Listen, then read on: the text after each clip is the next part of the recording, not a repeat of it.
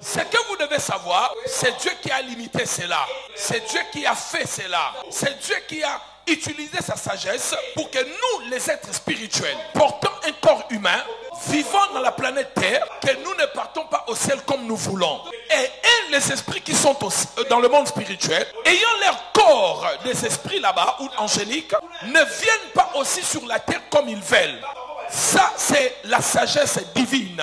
Et si ces esprits doivent entrer sur la terre, même Dieu, quand il les envoie sur la terre, ces esprits, c'est comme s'ils ont certaines limitations. Je vois par exemple Jacob en train de se battre avec un ange. Mais l'ange commence à avoir peur de la journée. Il dit non, il faut me laisser partir. Non, l'aurore, le matin est en train d'arriver. Mais qu'est-ce que le matin va le faire? Pourquoi il a peur du matin? C'est comme si dans la mission où il a été envoyé, il y a des choses qui ne devaient pas le trouver là-bas sur la terre. Et la plupart des fois dans la Bible, quand nous regardons, nous constatons que les anges viennent très souvent la nuit. Dans Actes chapitre 12, la nuit qui précédait l'arrestation de Pierre, la nuit où on devait exécuter Pierre, qui précédait son exécution, l'église ne cessait d'adresser des prières à Dieu pour Pierre, et l'ange est venu la même nuit. Donc très souvent, je ne dis pas tout le temps, mais très souvent, c'est comme si ces êtres spirituels, venant du monde spirituel, opèrent d'une certaine manière, dans une certaine heure, et c'est là par la volonté de Dieu. Nous savons, mes bien-aimés dans le Seigneur, que les esprits existent.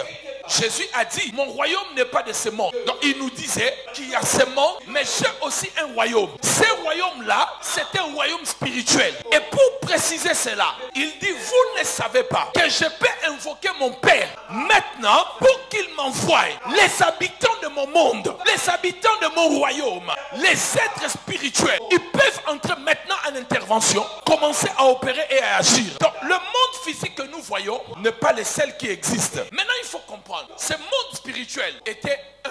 Mais aujourd'hui, ce monde spirituel n'est plus un. Il n'y avait qu'un seul monde spirituel. Le monde où le Créateur dominait avec ses esprits qu'il avait créés. Jusqu'à ce qu'un autre monde parallèle sera créé spirituel. Par un ange qu'on appelait Lucifer. Bon, bien que le mot Lucifer n'est pas dans la Bible comme tel. Ce n'est pas vraiment un mot que vous trouverez dans la Bible. Mais il y a des commentateurs qui pensent que le mot astre brillant, dans Ésaïe chapitre 14, c'est le mot équivalent à Lucifer. Parce que ça veut dire porteur de lumière. Mais dans Ésaïe 14, 12, on appelle cela astre brillant.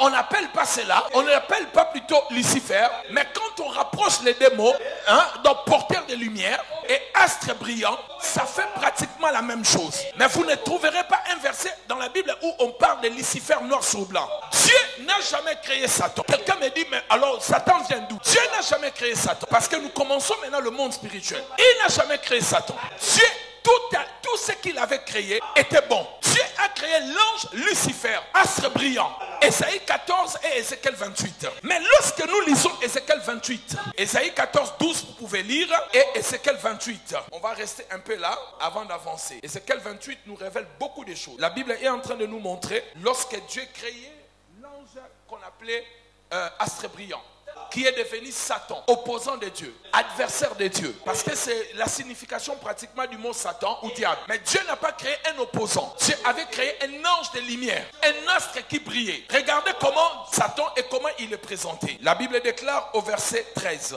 Tu étais en Éden. Amen. Tu étais en Éden. Tu étais couvert de toute espèce de pierres précieuses, de sardoines, de topazes, de diamants, de chrysolites, d'onyx, de jaspe, de saphir, d'escarboucles, d'émeraudes et d'or. Écoutez maintenant ce que la Bible dit. Vous allez comprendre pourquoi Satan a de l'influence sur la musique.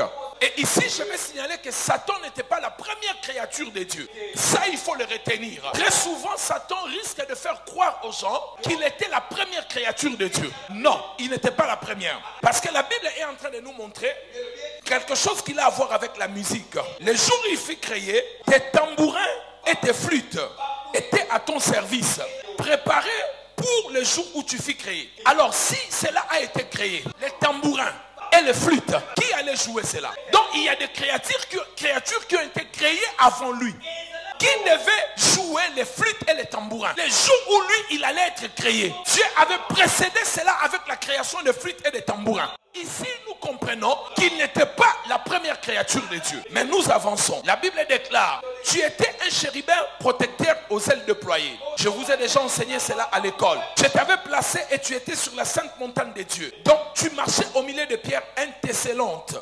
Verset 15 nous révèle, tu as été comment? Intègre dans toutes tes voies. Dieu ne crée jamais quelque chose d'imparfait. Dieu, quand il a créé l'ange des lumières, il était parfait, il était intègre. La Bible dit plus loin, il était rempli de la beauté. Est-ce que quelqu'un est en train de me suivre? Il était rempli de la beauté, il était intègre, il était beau, il avait la sagesse. Mais comment cette espèce qui a été créée par Dieu est devenue compliquée, est devenue mauvaise, tordue et faire du mal aux gens? Ce n'est pas Dieu qui a fait que Satan devienne ça. Dieu avait créé un ange de lumière rempli de pierres précieuses, un ange beau, un ange intègre, mais c'est lui-même qui va se corrompre pour devenir Satan. C'est ainsi que je vous dis que Dieu n'a pas créé Satan. Il a créé l'ange de lumière et cet ange s'est opposé de Dieu, il est devenu Satan. Quelqu'un me dit amen.